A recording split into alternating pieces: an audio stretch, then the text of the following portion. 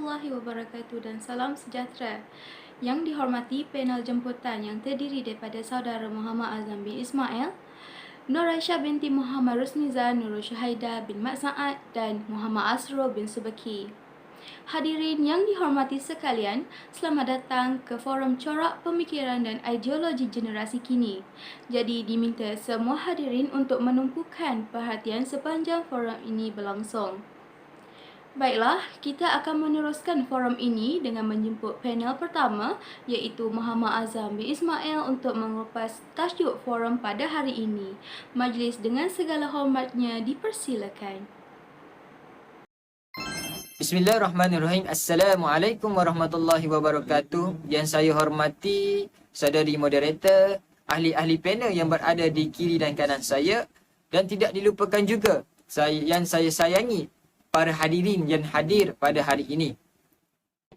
Serta saya mengucapkan terima kasih kepada pihak penganjur kerana sudi mengajak kami dalam forum kali ini untuk membincangkan isu atau topik yang telah dipilih oleh pihak penganjur sendiri. Jadi, tajuk forum kita pada kali ini ialah corak pemikiran dan ideologi generasi kini. Jadi, umum mengetahui bahawa disebabkan oleh kemasukan penjajah di negara kita ini telah mengubah ataupun telah mempengaruhi corak pemikiran generasi kita pada hari ini. Oleh itu, timbulnya pelbagai kesan dari sudut budaya, agama, politik serta hal-hal lain turut terjejas ataupun memberi kesan disebabkan oleh penjajah. Dan salah satunya kesan yang kita dapat lihat pada hari ini ialah budaya pergaulan bebas dalam kalangan remaja kita pada hari ini. Pergaulan bebas adalah sebuah perilaku ataupun sikap yang negatif, terutama dalam golongan remaja kita pada hari ini. Budaya pergaulan bebas ini kata telah menjadi kebiasaan ataupun perkara biasa dalam masyarakat kita pada hari ini. Jadi di sini telah menimbulkan beberapa persoalan dalam benak fikiran kita bagaimana hendak mengatasi masalah pergaulan bebas ini dalam masyarakat kita. Terima kasih kepada saudara Azam selaku panel kita yang pertama pada hari ini. Berdasarkan penerangan saudara Azam, kita dapat lihat di sini bahawa pemikiran tentang pergaulan bebas di antara lelaki dan perempuan dianggap perkara biasa dan menjadi trend pada masa kini. Oleh itu, penghayatan agama dalam diri seseorang dapat mendorong mereka daripada terjerumus dalam ideologi-ideologi songsang dengan menggunakan akal fikiran yang waras. Ia dapat mengelakkan remaja daripada kancah pergaulan bebas. Okey, seterusnya saya mempersilakan ahli panel yang kedua kita iaitu saudari Nur Aisyah binti Muhammad Rusmizan untuk membincangkan isu berkaitan. Assalamualaikum warahmatullahi wabarakatuh dan salam sejahtera saya ucapkan. Pertama sekali, saya ingin mengucapkan ribuan terima kasih kepada moderator, barisan-barisan panel, barisan-barisan pengajuh soalan dan hadirin dan hadirat yang saya kasihi sekalian. Pada pandangan saya, kaedah atau langkah yang terbaik dalam mengeluarkan pemikiran generasi muda daripada ideologi songsang ialah dengan menggiatkan kempen kesedaran dalam kalangan masyarakat. Hal ini dikatakan demikian kerana kempen kesedaran yang dijalankan bagi membenteras ideologi songsang seperti lesbian, gay, biseksual dan transgender, LGBT wajar dilaksanakan. Dan usaha ini tidak seharusnya dilihat sebagai usaha untuk bermusuh dengan mana-mana pihak. Memetik kata-kata Mufti Pahang, Datuk Seri Dr. Abdul Rahman Osman yang berkata kempen kesedaran yang giat perlu dilakukan oleh pelbagai pihak termasuk badan bukan kerajaan, NGO yang giat pada masa kini untuk memberitahu kegiatan tersebut dilarang oleh Allah SWT dan dibenci oleh agama. Seperti yang kita ketahui, amalan ini amat memberi kesan yang ketara kepada seseorang itu. Misalnya, kegiatan LGBT yang boleh merosakkan diri, akidah dan salah di sisi agama. Sebagai contoh yang dapat kita lihat ialah kempen kesedaran yang dijalankan oleh pihak Jabatan Agama Islam yang berkaitan dengan ideologi songsang dan seumpamanya bagi merungkaikan persoalan atau kekeliruan dalam kalangan masyarakat. Oleh itu, dengan adanya kempen kesedaran, ia dapat mencegah masyarakat daripada terus terjebak dalam masalah ini yang dilihat tidak sihat untuk perkembangan negara. Itu sahaja pandangan saya. Saya serahkan semula kepada pihak moderator. Terima kasih. Terima kasih diucapkan kepada saudari Aisyah atas pencerahan yang telah beliau lakukan tadi. Hal ini dapat disimpulkan bahawa dengan mengadakan kempen kesedaran dapat membuka fikiran masyarakat. Tanpa melaksanakan kempen ini, masyarakat tidak sedar tentang ideologi songsang pada masa kini dan hanya memandang ringan tentang isu yang sedang dibahaskan. Baiklah, kita akan beralih kepada panel seterusnya iaitu saudari Nurul Syuhaida binti Mat Saad yang untuk membincangkan isu yang dibawa pada hari ini. Assalamualaikum warahmatullahi wabarakatuh kepada hadirin dan hadirat yang dihormati sekalian. Terima kasih diucapkan kepada moderator kita Imanina dan Syazwani. Hari ini saya ingin menerangkan langkah yang boleh dilakukan untuk mengeluarkan pengaruh kolonisasi dalam pemikiran generasi muda zaman kini. Antara langkah yang boleh dilakukan untuk mengeluarkan pengaruh ini adalah dengan cara memilih rakan yang baik. Seperti yang kita sedia maklum, rakan adalah seorang yang sering berada di sekeliling kita dan berada di dalam pergaulan seharian kita. Rakan yang berada di dalam pergaulan seharian kita ini juga adalah bukan dari sebangsa dengan kita. Ada kalanya rakan kita ini terdiri daripada bangsa dan agama yang berbeza. Pada masa kini, isu tentang pengaruh rakan sebaya sering dipaparkan di media sosial dan media massa yang lain.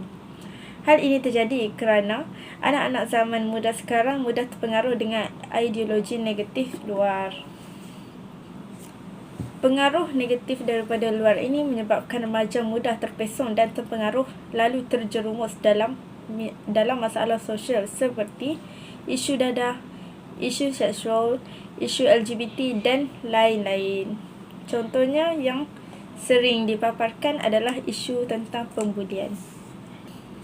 Perkara-perkara negatif yang telah berlaku ini menyebabkan tindakan sesetengah remaja itu sukar dibendung kerana sesetengah remaja itu mempunyai kelompok yang tersendiri yang meminati perkara yang sama. Oleh itu, kita haruslah bijak dalam memilih rakan yang baik. Kita haruslah memilih rakan yang sentiasa mendorong kita ke arah yang lebih positif. Rakan yang baik juga sentiasa akan mengajak kita melakukan perkara yang lebih positif dan akan menghindarkan kita daripada persekitaran yang negatif. Seperti yang pernah dikatakan dalam hadis Rasulullah SAW, seseorang itu akan mengikut agama temannya. Oleh itu, hendaklah seseorang itu meneliti siapa yang menjadi temannya. Hadis riwayat Tirmizi. Terima kasih kepada saudari Syuhaida di atas penerangan itu tadi. Apa yang saya boleh simpulkan daripada penerangan saudari Syuhaida, rakan dianggap sebagai role model kepada remaja dan mengikut setiap apa sahaja yang dilakukan oleh mereka, tidak kira perkara itu salah atau betul, lebih-lebih lagi di sisi agama. Hal ini demikian, pemilihan rakan yang baik amat penting untuk mencorak seseorang itu ke arah kebaikan dan membendung daripada melakukan perkara yang negatif. Baiklah, seterusnya kita akan beralih kepada ahli panel kita yang terakhir iaitu Muhammad Asrul bin Subeki. Dipersilakan. Assalamualaikum warahmatullahi taala wabarakatuh dan salam sejahtera. Terima kasih kepada saudari moderator yang dihormati rakan-rakan panel dan yang dikasihi hadirin hadirat sekalian. Seterusnya, kaedah dan langkah yang terbaik dalam mengeluarkan pemikiran generasi muda daripada ideologi songsang adalah dengan cara menerapkan rukun negara dalam kehidupan seharian. Mungkin ada di antara kita yang tertanya-tanya mengapa rukun negara perlu diwujudkan atau diamalkan dalam kehidupan. Hal ini dikatakan demikian kerana rukun negara merupakan satu panduan yang telah lama digariskan oleh kerajaan sejak tahun 1970-an lagi. Penerapan rukun negara ini sangat penting khususnya dalam kehidupan bersosial dan ia mampu mewujudkan perpaduan kaum. Sehubungan dengan itu, ibu bapa perlulah mengambil inisiatif ini dalam menerapkan rukun negara dalam kalangan anak-anak dari sejak kecil lagi. Seperti pepatah lama mengatakan, melentur buluh biarlah dari rebungnya. Sebagai contoh, ibu bapa mendidik dan mengajar anak-anak berdasarkan kepercayaan agama masing-masing. Seperti yang kita ketahui, di Malaysia ini terdapat pelbagai agama dan kepercayaan masing-masing. Antaranya ialah agama Islam, agama Buddha, agama Hindu dan lain-lain lagi. Penerapan agama dalam kehidupan ini adalah selari atau sejajar dengan prinsip rukun negara yang pertama, iaitu kepercayaan kepada Tuhan. Prinsip ini mampu menyeimbangkan generasi muda dari segi sasiah dan moral di samping prinsip-prinsip rukun negara yang lain seperti kesetiaan kepada raja dan negara, keluhuran perlembagaan, kedaulatan undang-undang dan kesopanan dan kesusilaan. Penerapan dan penghayatan rukun negara yang mantap ini mampu menghindarkan diri remaja daripada ideologi songsang khususnya.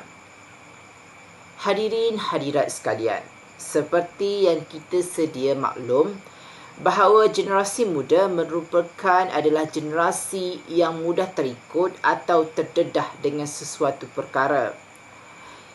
Seiring dengan perkembangan teknologi kini yang seolah-olah menguasai dunia telah membawa atau menyebabkan remaja terjerumus dan terikut dengan budaya barat seperti isu lesbian, gay, bisexual dan transgender LGBT. Isu LGBT ini berpunca daripada pelbagai faktor dan faktor yang ingin saya tekankan di sini adalah kurang penghayatan agama dan moral. Kurang penghayatan agama dan moral ini menyebabkan remaja atau generasi muda tidak dapat membezakan antara yang betul dan yang salah. Perkara ini menyebabkan mereka terjerumus dan terikut dengan budaya-budaya songsang. Seterusnya menyebabkan mereka hilang identiti individu itu sendiri, bahkan hilangnya identiti negara. Jelaslah bahawa penerapan rukun negara dalam kehidupan dapat menjamin kesejahteraan bersama dan ia mampu melahirkan generasi muda yang seimbang dan berjiwa merdeka mengikut acuan Malaysia. Sekian sahaja daripada saya. Sekian, terima kasih. Terima kasih diucapkan kepada saudara Muhammad Azrul atas pencerahan tadi. Saya tertarik dengan poin yang telah disampaikan oleh beliau kerana zaman sekarang anak muda kurang mengambil berat tentang prinsip rukun negara. Hal ini dapat dibuktikan melalui isu negatif yang berlaku dalam Malaysia, kebanyakannya berlaku dalam kalangan remaja. Jika generasi muda berpegang teguh dengan rukun negara, isu negatif dalam kalangan remaja tidak tinggi di Malaysia. Baiklah, kita akan beralih ke sesi seterusnya, iaitu sesi soal jawab. Oleh itu diminta para hadirin untuk mengajukan soalan kepada ahli panel.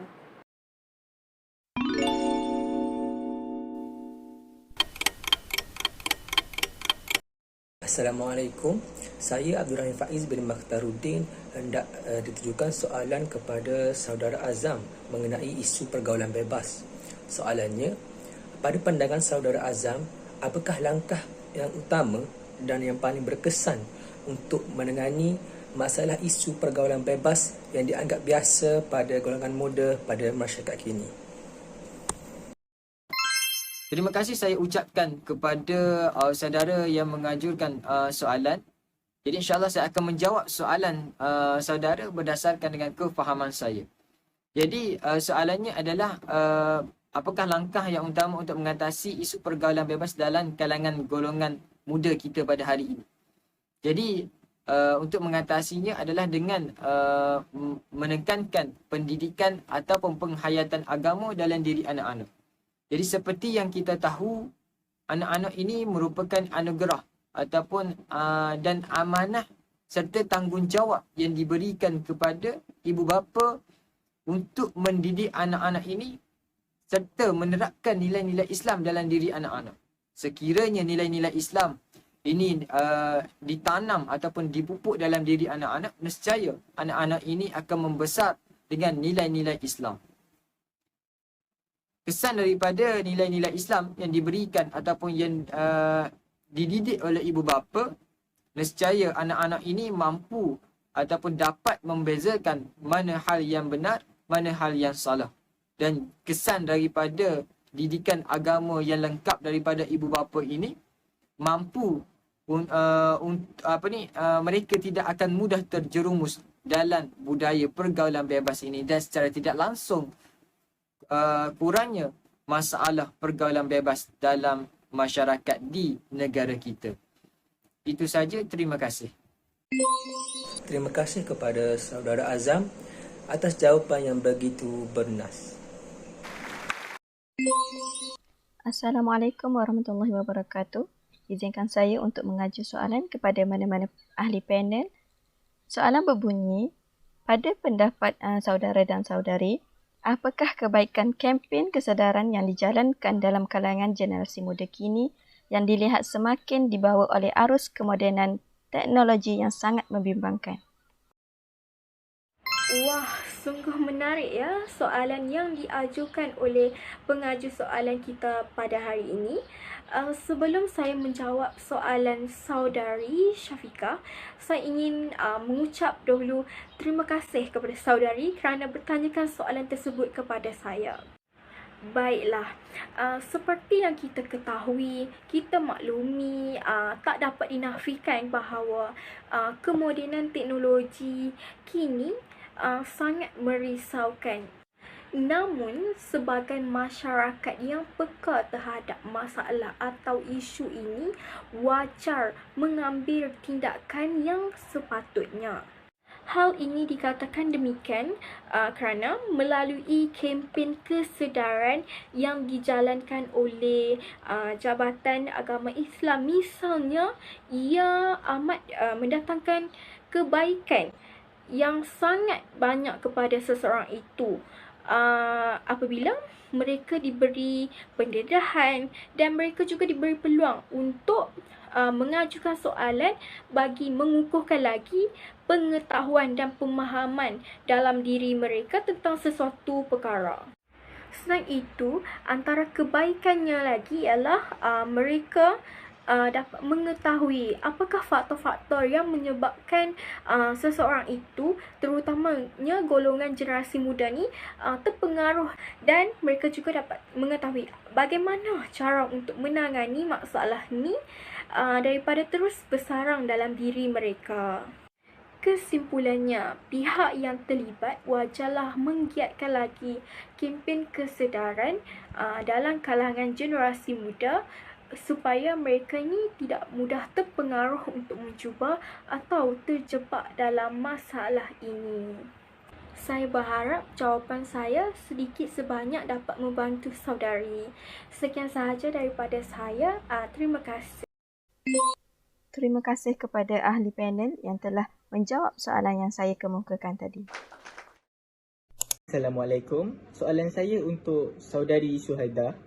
Pada pendapat anda, bagaimanakah cara untuk memilih seorang rakan yang baik dan bagaimanakah cara untuk mengenali jika seseorang itu adalah seorang rakan yang baik? Terima kasih. Terima kasih kepada saudara Helmi atas soalan yang telah diajukan sebentar tadi. Cara-cara memilih rakan yang baik ini bukanlah sesuatu perkara yang mudah, tetapi kita boleh menggunakan beberapa kaedah untuk memilih rakan yang baik. Antara kaedah yang boleh dilakukan adalah dengan melihat cara percakapan seseorang itu ketika dia marah. Seseorang rakan yang baik tidak akan mengeluarkan kata-kata kesat kepada rakannya walaupun dalam keadaan marah. Selain itu, untuk memilih rakan yang baik, kita juga boleh melihat daripada segi akhlak dan peribadinya.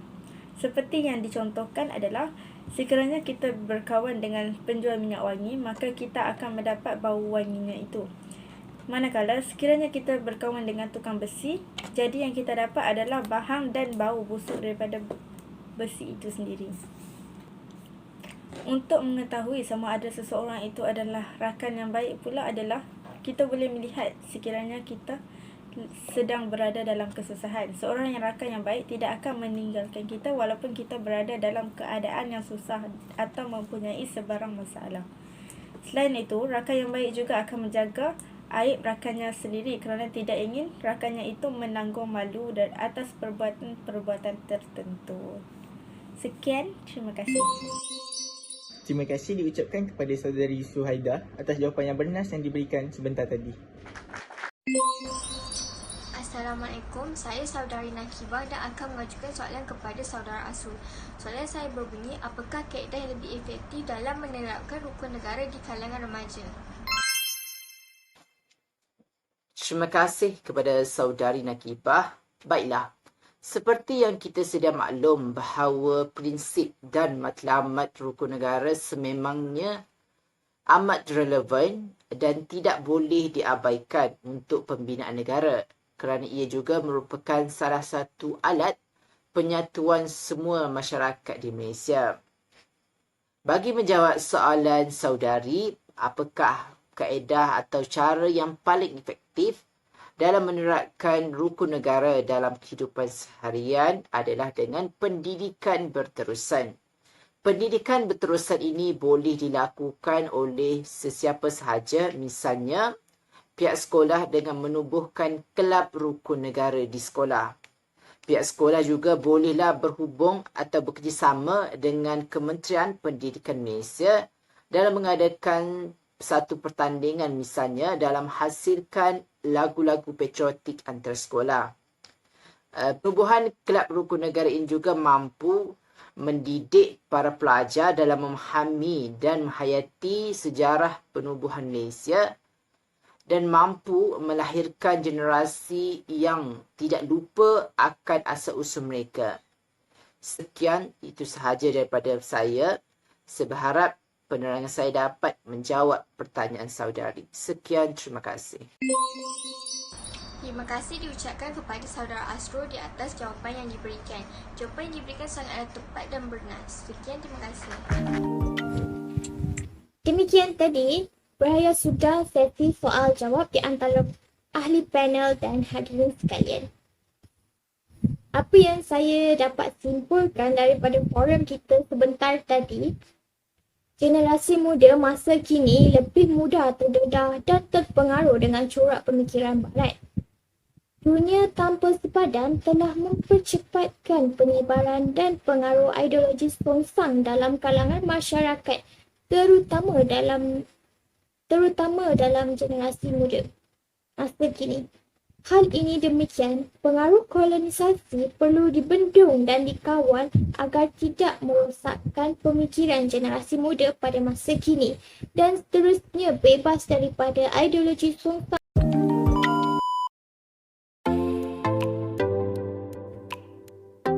Terima kasih kepada para hadirin serta panel yang sudi hadir ke forum kita pada hari ini. Semoga forum ini menjadi wadah dalam melahirkan generasi muda yang berjiwa merdeka dengan acuan Malaysia yang bebas daripada corak pemikiran ideologi songsang. Harapan saya, forum ini mampu memberikan informasi bermanfaat buat semua hadirin yang dihormati. Saya akhiri forum kita pada hari ini dengan serangkap pantun.